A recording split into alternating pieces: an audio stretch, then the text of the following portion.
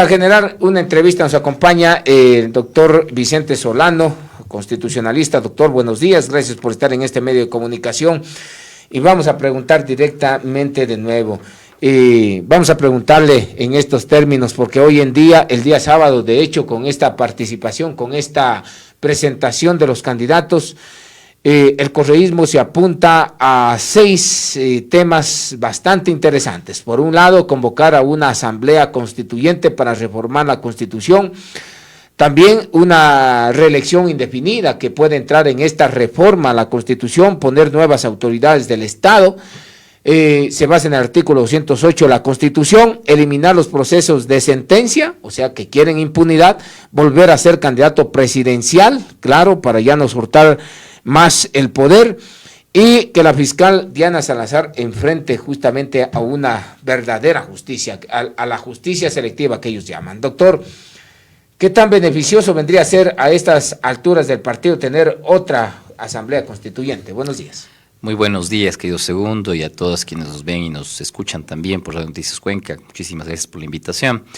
En efecto, el día sábado, pues finalmente se logró ya develar quiénes serían los candidatos de la Revolución Ciudadana, y me parece que justamente en medio de estas discusiones y de la deliberación que al interno debe haber dentro de la organización política, pues una de las propuestas que ya se venían planteando en semanas anteriores era justamente la necesidad, ¿no?, de hacer estos cambios, dicen ellos, necesarios también para la gobernabilidad y obviamente para afincar y sobre todo su poder dentro del Estado, ¿no?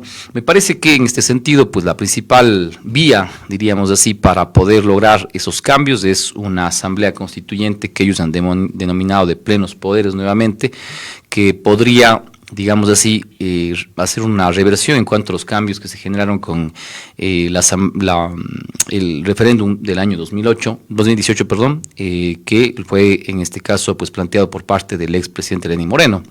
Ellos dicen básicamente regresar, ¿no es cierto?, a la Constitución del 2008 en cuanto a sus orígenes, ¿no? La cuestión es efectivamente si es que es viable, ¿no? Y eso tiene que ver mucho, evidentemente, con que si ellos logran llegar a la presidencia de la República, ¿no?, o tener una mayoría, diríamos así, suficiente para poder realizar los cambios desde la Asamblea Nacional. Lo más factible, evidentemente, es desde la presidencia de la República, la posibilidad de convocar a una asamblea constituyente, y con lo cual en los próximos 6 meses podríamos tener nuevas elecciones, ¿no? ¿Es beneficioso para quién? ¿Para la organización política o para el país tener una asamblea constituyente nuevamente? Me parece que lo primero que podríamos plantear efectivamente es que necesitamos hacer una modificación a la Constitución. Me parece que hay temas que deberían cambiarse en cuanto a la Constitución, y eso creo que estamos de acuerdo, pero tal vez ahí diferimos en la necesidad de dónde son los cambios que necesitamos hacer. Lo primero es que no deberíamos, obviamente, plantearnos la necesidad de cambiar nuevamente de autoridades, ¿no?, sino de fortalecer más bien la institucionalidad. En ese sentido, pues claro, para posiblemente si es que Revolución Ciudadana logra ganar la presidencia, pues va a ser muy difícil con las autoridades que hoy se encuentran en la Fiscalía o en ciertos órganos de control, pues poder llevar un gobierno, diríamos así, con cierto nivel de gobernabilidad para ellos. La cuestión es efectivamente que más allá de eso, pues sabemos que esas autoridades tienen obviamente una designación o una nominación de orden constitucional también, incluso que hay dictámenes, incluso que los protege, bueno, más allá de que estemos de acuerdo o en desacuerdo con esos tipos de dictámenes, eso es lo que ya estableció la Corte Constitucional. Entonces, en definitiva, lo que plantea la Revolución Ciudadana, ¿no es cierto?, es lograr generar esta asamblea constituyente, sobre todo para ellos lograr afincarse en el poder. Yo creo que eso es el objetivo político. Indefinida es esto de aquí, porque a eso están apuntando, que si volvemos a la Constitución del año 2008, estaríamos marcando una agenda de una reelección indefinida. En efecto, ellos plantean esa posibilidad, ¿no? Ellos dicen, necesitamos regresar a los orígenes de Montecristi. Me parece que si uno lee, sin embargo, el diario de debates de la Asamblea Constituyente, esa no es la idea efectivamente de la Asamblea Constituyente. Uno de los principios fundamentales es justamente la alternancia, ¿no? Entonces, más allá de eso, me parece que también ahí no se encuentra el espíritu de la Constitución de Montecristi. Pero ellos, claro, evidentemente, para su proyecto político, creen conveniente, pues, hacer estos cambios, con los cuales me parece que políticamente es mucho más difícil para otras organizaciones políticas lograr digamos así, tener una elección que puedan cambiar, diríamos así, ¿no? Quienes están dirigiendo efectivamente el Estado, quienes dirigirían el Estado. Pero más o menos se asemeja a este tipo de democracia, a estas monarquías absolutas, llegando a una reelección indefinida, porque recuerden que estas monarquías absolutas se dirigen así. Una sola persona hace y deshace todo, inclusive revisa sentencias judiciales, todo aquello. Vea, anteriormente en esta constitución, de hecho, en la constitución del año 2008 se planteaba cambiar justamente eso, por eso decía en el artículo 144 que solamente se permitía la reelección una sola vez para el mismo cargo, y no de manera indefinida, porque estaríamos hablando de regímenes monárquicos totalmente, y con lo que ellos se plantean, yo diría que se afincaría en terminar imponiendo una monarquía absoluta, una sola persona dueño de todos los poderes del Estado. Recordemos, estimado segundo, que ya se había hecho muchas críticas justamente a la posibilidad de que se diera la reelección indefinida, no solamente aquí, ¿no?, sino en otros países donde en efecto pues no podemos creer que únicamente un solo partido y sobre todo una sola persona pueda estar evidentemente por largos periodos en el poder. El poder conlleva generalmente, ¿no?, la posibilidad de generar reacciones despóticas o arbitrarias, ¿no? Entonces realmente es muy necesario la posibilidad de que haya alternancia, ¿no?, como un principio fundamental de la democracia. Sin embargo, como decía, claro, obviamente el proyecto político de la Revolución Ciudadana necesita, ¿no?, restablecer esa posibilidad, porque saben que efectivamente pues ellos tienen la posibilidad de ganar las elecciones. Claro, eso no es tan sencillo, ¿no? Primero hay que ganar las elecciones para hacer eso. Como decíamos, lo que veíamos el día sábado es que, y en los días posteriores, la Revolución Ciudadana tiene, digamos, las posibilidades de ir a una segunda vuelta. Sin embargo, se hace compleja la situación de poder llegar a ganar las elecciones. Y lo segundo que me parece preocupante de esta posibilidad de la consulta, de ir a una asamblea constituyente, es justamente esa posibilidad de, dicen ellos, de revertir o de cambiar sentencias, ¿no? Esto efectivamente se lo puede hacer, pero mediante los procedimientos y con los órganos que administran justicia. No se puede generar, obviamente, ¿no es cierto?, mecanismos políticos justamente para anular decisiones judiciales, porque esto contraviene, ¿no?, un principio fundamental que es el de la división de poderes. Entonces, me parece que por ahí nuevamente, ¿no?, lo que uno plantearía o lo que podría decir que una razón subyacente es justamente la necesidad probablemente de cierto nivel de impunidad, ¿no? Y eso me parece que es totalmente criticable, ¿no? Yo creo que las decisiones judiciales se pueden anular, pero mediante los procedimientos que exige efectivamente la Constitución y la ley.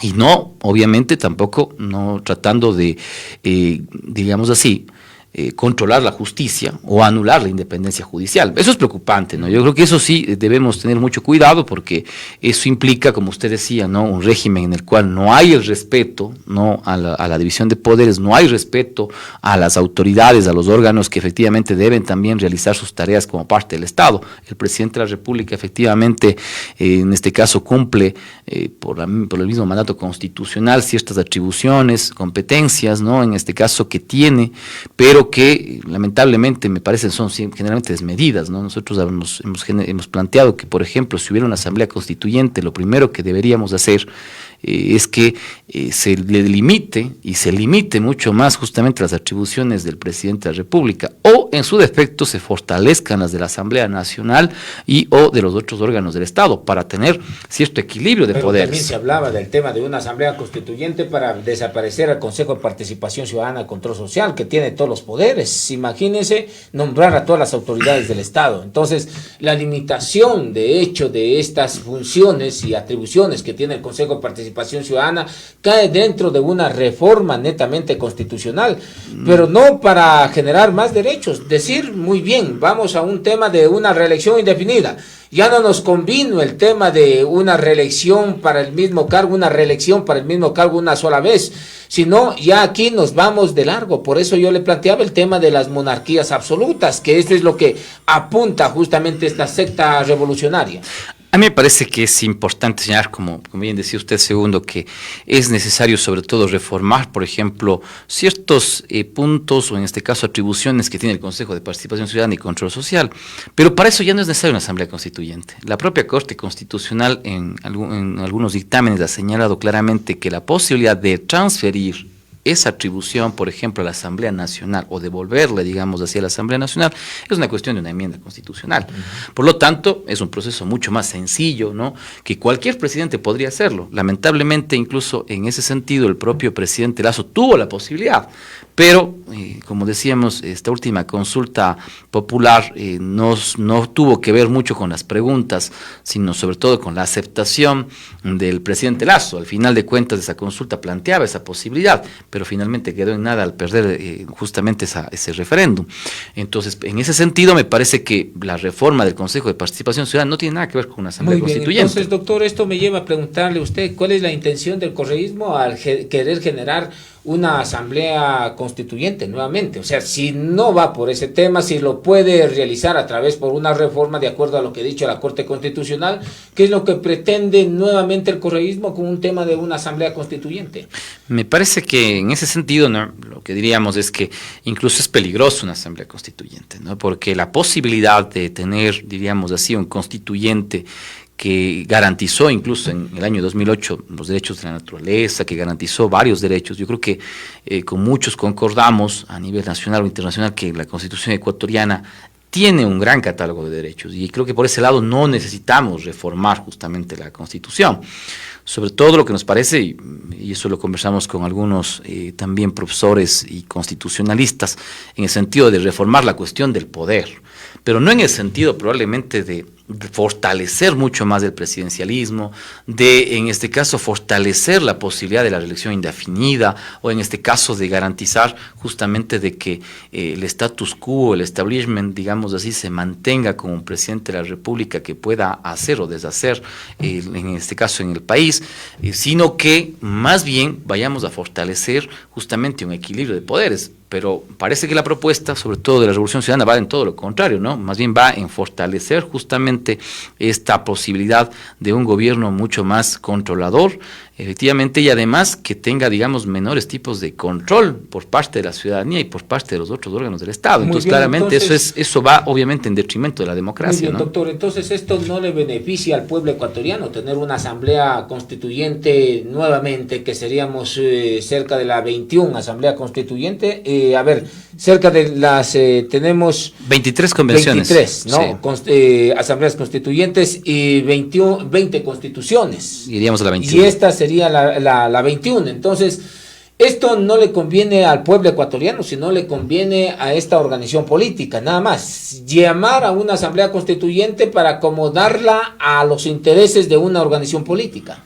En efecto, eso es lo que ha pasado no solamente hoy, ¿no? Lamentablemente, estimado segundo, muchas de las propuestas de la Asamblea Constituyente, ¿no?, o de generar una nueva Constitución han sido, digamos así, en la medida de que un presidente o el que llega en este caso, ¿no es cierto?, a ser presidente de la República o a encabezar en este caso, ¿no es cierto?, el Ejecutivo, es básicamente lograr tener una Constitución que le permita gobernar, que le permita además, ¿no es cierto?, afianzarse en el poder, ¿no es cierto?, y tratar de decir, bueno, yo estoy aquí y me quedo aquí, ¿no?, o mi partido se queda aquí. Es lo que ha pasado no solamente en la anterior Asamblea Constituyente, que digamos así, al final de cuentas, muchos de esos mecanismos que se crearon ahí fueron justamente para garantizar un nivel, digamos, de gobernabilidad, entre comillas, digo gobernabilidad porque lo que estaban tratando de hacer, ¿no es cierto?, es mantener, ¿no es cierto?, su posición hegemónica dentro de la presidencia de la República. Eso es lo que está, me parece, detrás de todo ello, ¿no? Muy bien, ellos lo han dicho no claramente, funciona, ¿no? Por ejemplo, esto no funciona en Latinoamérica, ya lo hemos visto que no ha funcionado en Latinoamérica, tenemos regímenes totalmente autoritarios que han reformado la Constitución para armar la conveniencia de un partido político. Por ejemplo, ahí tenemos el del dictador Maduro, el del dictador Ortega también. Entonces, miren los casos, esto no ha funcionado, tener una reelección totalmente indefinida, porque esto ha corrompido el tema de las democracias y ha corrompido, de hecho, a quienes están hoy en día en estas funciones. ¿A qué nos garantizaría un éxito de tener una reelección indefinida de un presidente? Parece que efectivamente nosotros hemos estado siempre, digamos, en defensa de la posibilidad de que es fundamental la alternancia política, ¿no? Más allá de que pueda ser un partido, yo creo que siempre es necesario que se cambien las personas, ¿no? Es necesario cambiar incluso de perspectivas, ¿no? Y yo creo que en ese sentido, pues, somos defensores de la posibilidad de que nuevas personas, ¿no? Incluso nuevas generaciones puedan asumir niveles de responsabilidad dentro del Estado y dentro del gobierno.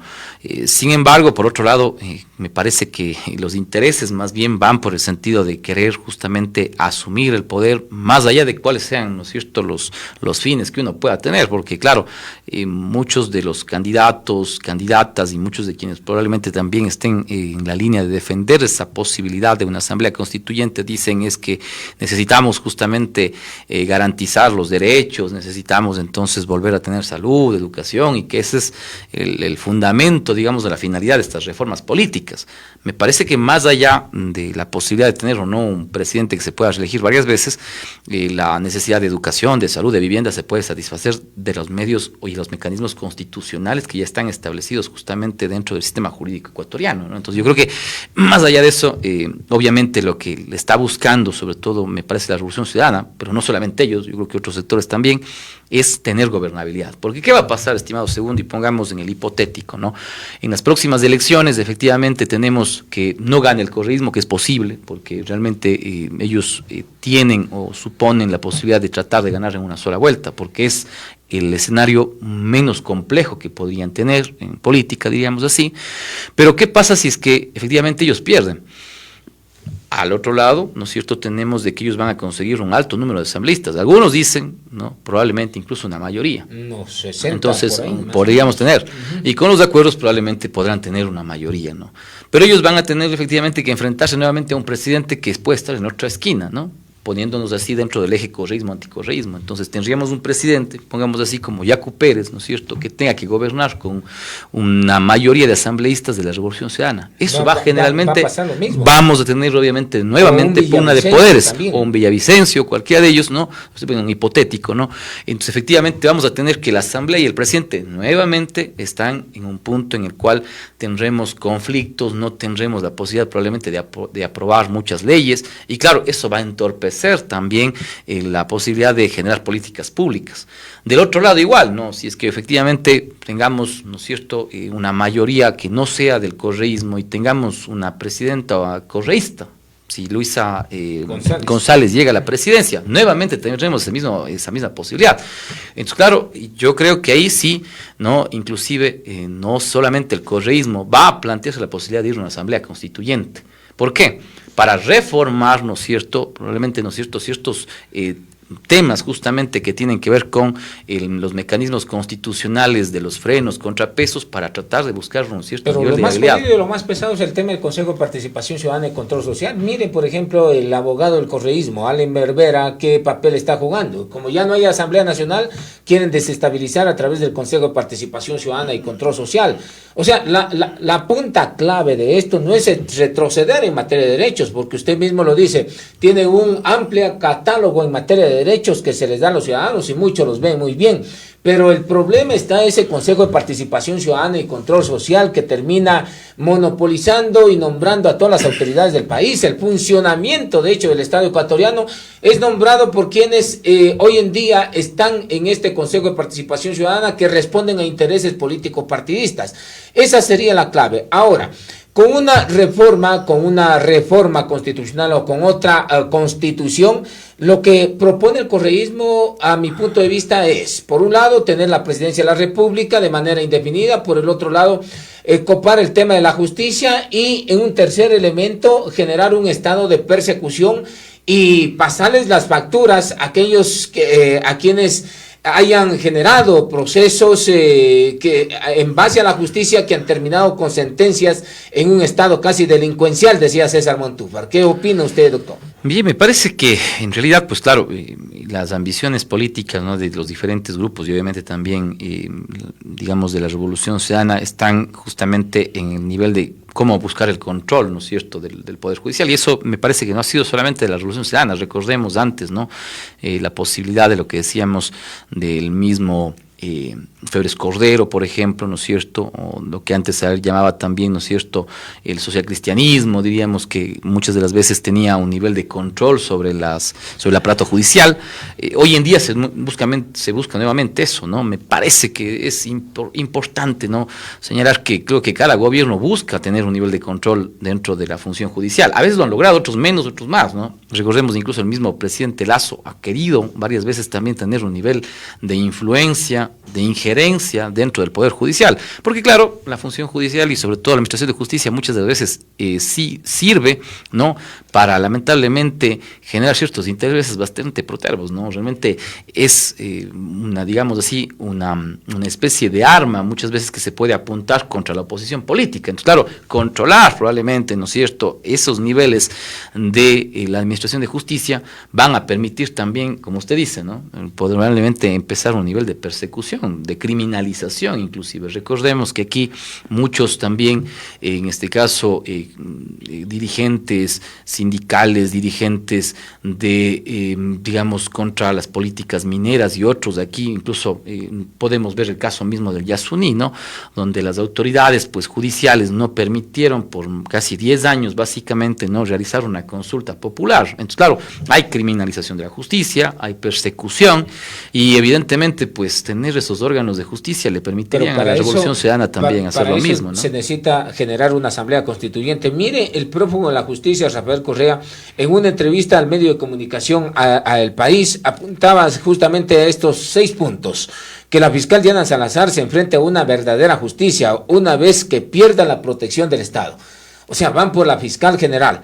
Después decía volver a ser candidato presidencial una vez que se derrumben los casos judiciales. Por eso le digo que apuntan al tema de la justicia para derrumbar casos presidenciales y si declaramos inconstitucionales justamente la consulta del año 2018, porque la consulta del año 2018 generó justamente aquello, una sola vez para el mismo cargo, no una reelección indefinida.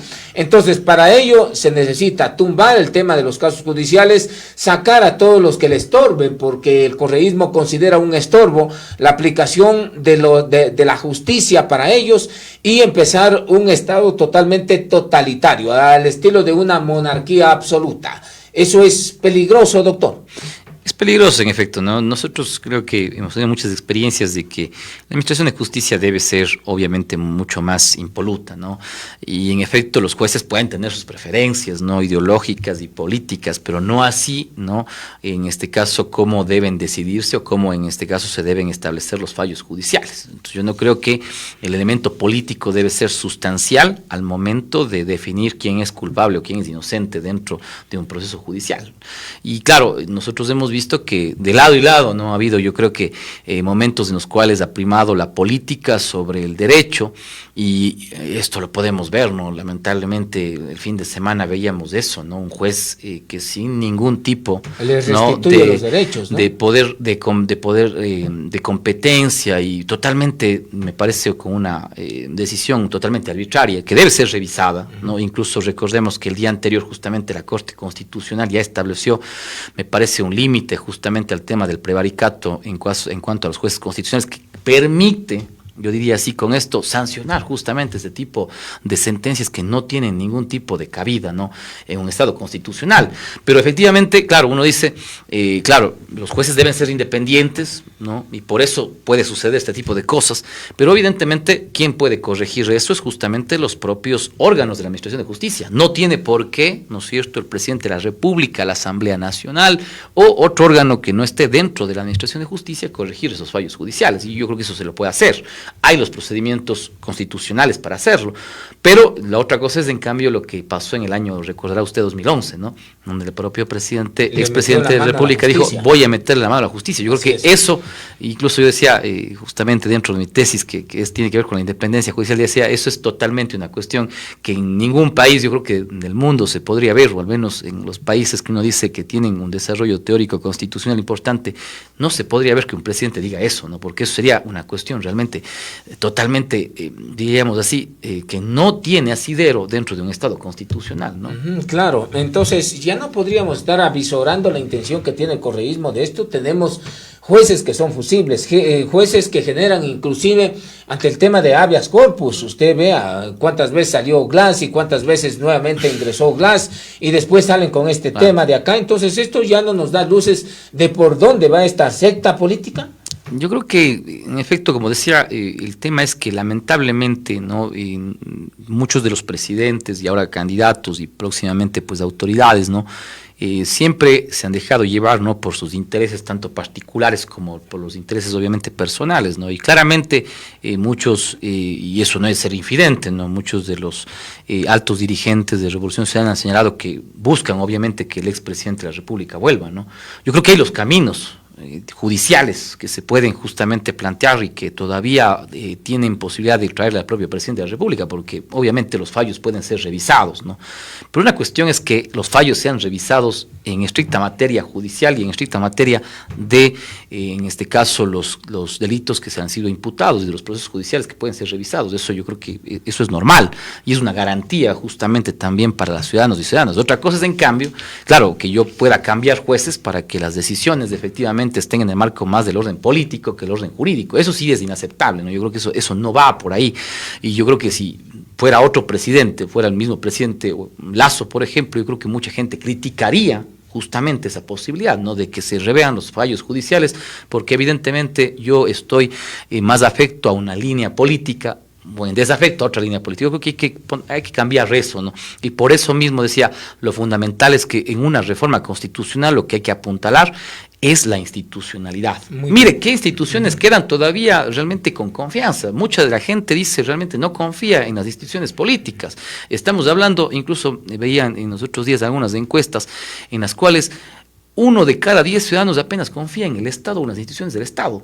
Eso quiere decir que los 9 totalmente tienen una desafección con el Estado, entonces no confían en las instituciones del Estado. Y claro, eso es justamente porque muchas de las veces se utiliza a los órganos del Estado para estos intereses que realmente son intereses meramente personales o en este caso de ciertos partidos políticos. Muy bien, ¿se puede rever sentencias, doctor? Ya, por ejemplo, en el caso sobornos de Odebrecht, en donde se lo sentenció a Jorge Glass y quien pagó ya una pena, hay una sentencia ejecutoriada, mientras Rafael Correa sigue prófugo de la justicia, no quiere dar la cara. Antes sí era valiente cuando estaba en la presidencia, hoy en día es el peor gallina que se puede ver. Entonces, pero ¿se puede rever sentencias, por ejemplo, en estos casos? ¿Cómo? Por ejemplo, dice, vamos a introducir una nueva prueba en el caso y se revé la sentencia, porque para ellos el tema del influjo psíquico y el cuaderno de Hello Kitty no son suficientes. Lo han denostado y tratan de denostar justamente a la justicia con estos elementos tan bajos, el correísmo. Yo le diría, estimado segundo, que claro, hay ciertas sentencias porque hay ciertos recursos efectivamente que pueden ser, en este caso, objeto, digamos, de la posibilidad de ser planteados por parte de los abogados o abogadas o la defensa técnica que tenga cada uno de los procesados. En este caso, en algunos casos entiendo que todavía quedan recursos como el recurso de revisión, que es a nivel obviamente de la Corte Nacional de Justicia, que no han sido planteados todavía en algunos de estos casos. No sé si en todos, pero por ejemplo en el caso del expresidente se entendía que todavía no estaba presentado. Entonces todavía una posibilidad judicial. Pero esa es la carta en que este tiene caso, bajo la manga el correísmo. Posiblemente, yo diría que y es la pueden una posibilidad lograr con una presidencia ahí, que quiere decir, nuevamente volvemos al año 2011, en donde le va a meter no solo la mano, sino el codo y el brazo a la justicia. Probablemente no, ese es tal vez posiblemente el camino, no son las vías que efectivamente tendrían, ¿no? Yo, como digo, si es que efectivamente se puede plantear el recurso y se puede revisarlo, pues efectivamente esa es una garantía justamente y un derecho que tienen, ¿no es cierto?, los procesados en este caso y también quienes ya han sido sentenciados. Sin embargo, una cuestión es que lo hagamos, como decíamos, respetando la institucionalidad, ¿no? Yo creo que se lo puede hacer. Que no lo va a hacer el correísmo, ¿no? Porque si se va ahí, se mete el tema, mete la mano a la justicia, coloca jueces que generen esta favorabilidad en torno al tema de las sentencias y vamos a tener un Ecuador en donde se persigue a través de la justicia. ¿Y cómo nos podríamos ver? Esto va a repercutir de manera grave en caso de que pueda llegar este escenario. Claro, en efecto, como decíamos, el tema de la independencia judicial es un principio que justamente garantiza que más allá de las posiciones políticas que uno pueda tener, ¿no es cierto?, se pueda en este caso obtener una sentencia judicial, una decisión judicial autónoma ausente de cualquier tipo de intervención o injerencia, de cualquier tipo, sea en este caso de los órganos del Estado, ¿no es cierto?, en este caso la Presidencia de la República, Asamblea Nacional, internamente incluso de otros jueces, o también, ¿no es cierto?, también de quienes hoy son parte, ¿no?, de quienes pueden intervenir o también tener cierto nivel de injerencia, son medios de comunicación, ¿no?, inclusive, y otros poderes, ¿no?, poderes económicos y otros. Me parecería totalmente criticable, pues, de que nuevamente vayamos a tratar de, en este caso, forzar las sentencias, ¿no es cierto?, queriendo cambiar a los jueces y jueces, ¿no? Yo creo que ponerles una espada de Damocles, ¿no?, como se lo hizo en algún momento con el Consejo Nacional de la Judicatura, al momento de que decíamos, bueno, se va a aplicar el error inexcusable, el famoso error inexcusable, con el cual básicamente era decirle, ponerle al juez con la espada de Damocles, decir, si usted no falla así, ¿no es cierto?, efectivamente, usted va a ver lo que le pasa, ¿no? Recordemos, incluso yo recordaba hace pocos días sobre una exposición que hacía de la acción de protección y decía, mire, ¿qué es lo que pasó? Que en algún momento, ¿no es cierto?, hubo un memorándum, ¿no?, del señor Alexis Mera, secretario jurídico de la Presidencia, que sin ningún empacho lo enviaron a los jueces y a las autoridades jurisdiccionales a decir que no básicamente no fallen en contra del Estado. En contra del Estado, ¿no es cierto? Y que ese tipo de acciones, ¿no?, obviamente serían, digamos así, revisadas, ¿no? Obviamente, no sé por quiénes exactamente, pero lo que indicaba básicamente era que había cierto nivel de amenaza, ¿no?, a los jueces y juezas que optaran por ejemplo, dar como procedente una acción de protección en contra del Estado. Entonces, claro, eso evidentemente es, ¿no?, atentar contra la independencia judicial, y volver a eso me parece que es bastante criticable. No quiero decir con eso de que porque el correísmo lo haga está mal y después si lo hace Lazo está bien. No, en ningún momento es aceptable de que ningún presidente o ninguna otra autoridad venga a hacer ese tipo de cosas. Pero como decíamos, ya hay antecedentes, ¿no?, en este caso de cómo se, digamos así, se estableció ese régimen, ¿no?, bajo el cual pues había realmente una presión contra los jueces y juezas, y recordemos que hubieron jueces y juezas que incluso fueron removidos y que hoy en día incluso tuvieron que regresar justamente porque se les aceptaron este caso procesos, porque realmente nunca se cumplió con el debido proceso para poder garantizar justamente que esos jueces se defiendan, porque los errores judiciales los hay. Así es, sí. Doctor, entonces no hace falta una nueva constituyente, porque al fin y al cabo la Corte Constitucional ya se ha pronunciado sobre temas que sí le interesan al ciudadano, por ejemplo el tema del Consejo de Participación, que ya lo hablamos. Entonces, ¿para qué necesitamos una constituyente? Yo creería que en este momento es necesario la modificación de la Constitución, pero la vía me parece que más indicada puede ser la enmienda o la reforma constitucional. ¿Qué tema usted considera desde el punto de vista legal, qué tema se considera que se debe reformar, cambiar? Bien, primero yo diría que hay una cuestión, ¿no? Tenemos por un lado las reformas constitucionales que hay que hacer, pero también luego tenemos las reformas legales que se deberán hacer, ¿no? Yo creo que en la reforma constitucional muchos estamos de acuerdo en que realmente el Consejo de Participación Ciudadana es un tema urgente. Hay que reformarlo, hay que cambiarlo, hay que modificar la forma de designación de las altas autoridades del Estado, que incluso puede en cierta parte poder, digamos, ser parte del Consejo, pero no debe ser únicamente el Consejo, porque lamentablemente, como usted lo ha dicho, lamentablemente, exactamente, hemos visto que incluso en la última campaña, ¿no?, realmente ya no hay ningún tipo de empacho, ¿no es cierto?, en decir, yo vengo apoyado por tal partido político. Esa no era la idea del Consejo de Participación Ciudadana, y lamentablemente yo creo que lo hemos desvirtuado haciendo este tipo de cosas. Pero eso lo podemos dar a la Asamblea Nacional. Exactamente. Porque sí, ellos son los representantes de todos los ciudadanos, claro, y ahí es donde participa el ciudadano para elegir los candidatos, o sea, no le veo la lógica por ahí. Podría ser, decíamos, una posibilidad de un mecanismo no compartido entre el Ejecutivo, entre la Asamblea y obviamente el Consejo, inclusive nosotros decíamos abrirlo un poco más, ¿no? Yo recordaba, y los otros días recordábamos con algunas personas más que, por ejemplo, en el año 1945, el Tribunal de Garantías Constitucionales establecía representantes incluso por los trabajadores, por las universidades, ¿no? Entonces, claro, una participación mucho más amplia en la cual ni siquiera solamente el presidente de la República o la Asamblea entre a establecer ternas, sino que sean posiblemente mucho más abiertas, ¿no?, para que incluso la ciudadanía participe. Sería bueno que las universidades pongan nombres, por ejemplo, ¿no es cierto?, para elegir, yo qué sé, a superintendentes, para elegir en este caso a la Corte Constitucional u otros. Eso es posible, pero yo digo, lamentablemente, el experimento que se hizo en el año 2008 sobre el Consejo de Participación ha terminado siendo un fracaso, ¿no?, lamentablemente, y eso es por la práctica política, pero también por, lamentablemente, haber tenido un diseño constitucional que al final permite permite que el Consejo de Participación Ciudadana puede ser cooptado, ¿no? Entonces, yo creo que eso hay que cambiarlo. Lo segundo que es necesario, me parece, reformar efectivamente, como decíamos, es limitar, en este caso, algunas atribuciones del presidente de la República y fortalecer algunas, como decíamos, de la Asamblea Nacional. Puede ser justamente el tema, ¿no es cierto?, de la designación y la nominación de autoridades por parte de la Asamblea Nacional, que le permita tener un mayor equilibrio, porque probablemente si el presidente tiene estas atribuciones, uno habla de que hay un presidencialismo reforzado, pero también a su vez uno puede decir, la Asamblea Nacional puede ser el ente que con mayores atribuciones, ¿no es cierto?, también puede tener, digamos así, la posibilidad de tener un equilibrio frente a la presidencia de la República, ¿no? Tercero, me parece que hay que plantear una reforma política electoral amplia, ¿no? Yo creo que en eso puede ser una cuestión constitucional, pero también legal, ¿no? No podemos tener casi 270 partidos, ¿no? Yo creo que eso al final de cuentas no le está beneficiando a el sistema político. Es necesario tener muchos menos partidos políticos. Es imprescindible acabar con el transfugismo político.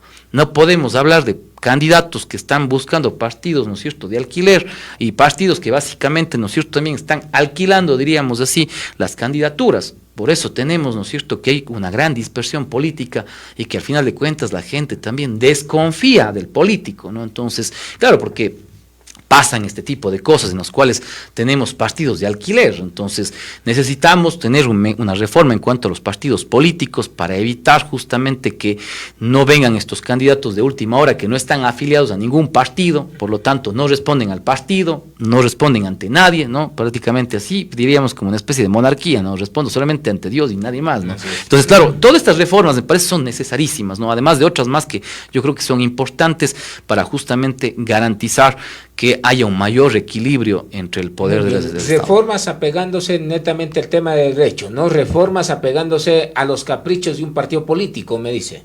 Claro, es que necesitamos, yo creo que ahí llegar a un nivel de concertación, ¿no? Yo creo que lo primero que yo diría, en el caso de algunos candidatos, se ha señalado la posibilidad de ir hacia reformas constitucionales, y lo primero que habría que hacer es abrir justamente, ¿no es cierto?, la posibilidad de que alguna comisión de alto nivel, y no digo con eso, no de aristócratas ni nada de ello, sino una comisión, yo digo, con las universidades, con diversos sectores, en este caso políticos, y con la ciudadanía, y conversar de cuáles son las reformas que podríamos plantear en el orden constitucional y legal. ¿Por qué es importante? O sea, yo creo que ahorita la crisis política y la crisis de seguridad que vive el país no la podemos resolver única y exclusivamente con una propuesta de un movimiento, de un partido.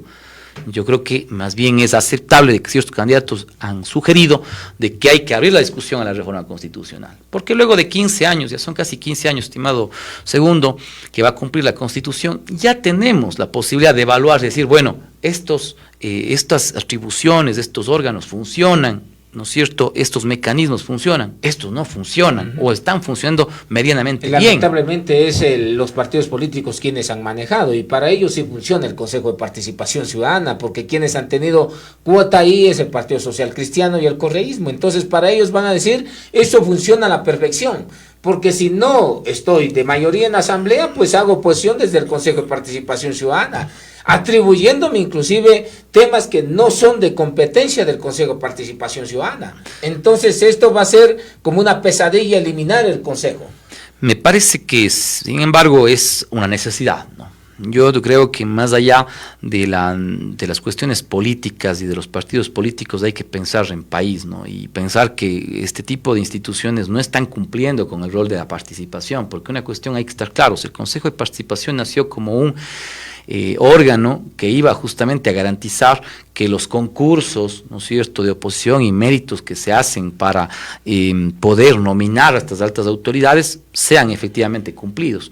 Lamentablemente hemos visto que eso no está pasando. Yo creo que los concursos pueden seguir existiendo, se necesita, la Constitución los plantea, pero claro, hay que darle otro sentido, ¿no? Yo creo que el Consejo de Participación incluso puede existir, yo creo que puede seguir existiendo, porque lo que planteó la Corte Constitucional en uno de sus dictámenes es que para eliminar al Consejo de Participación es necesaria una reforma parcial, que también es mucho más factible que una asamblea constituyente, como usted puede ver. Entonces, yo creo que solamente para cambiar la nominación de autoridades es una enmienda, y eso lo puede hacer el presidente de la República tranquilamente que venga. Entonces, por lo tanto, la necesidad de una asamblea constituyente, como digo, tiene más bien un trasfondo mucho más político, ¿no?, de control justamente del poder, en este caso del Estado, ¿no?, más que efectivamente, ¿no?, yo creo que cambiar los puntos esenciales y sobre todo para mejorar el sistema político en el país. Perfecto. Doctor Vicente Solano ha estado en los los micrófonos de Radio Noticias Cuenca, generando este análisis y esta preocupación que hoy en día surge de una organización política, llamar nuevamente a una asamblea constituyente. Tendríamos 24 convocatorias y 21 asambleas, ¿no? 21 constituciones, ¿no? Y 24 constituyentes. ¡Wow! Eso nos parece algo interesante. Gracias, doctor. Muchísimas gracias. Me iba a decir solamente para cerrar, bajo eso diríamos somos expertos en derecho constitucional, pero lamentablemente, como vemos, las constituciones muchas de las veces se han hecho a la medida de los presidentes y de los gobiernos que han venido. Pero bueno, esperemos que esto ojalá cambie, ¿no? Grecia nos quedaría corto así. Me parece que sí. Muchísimas gracias, Segundo.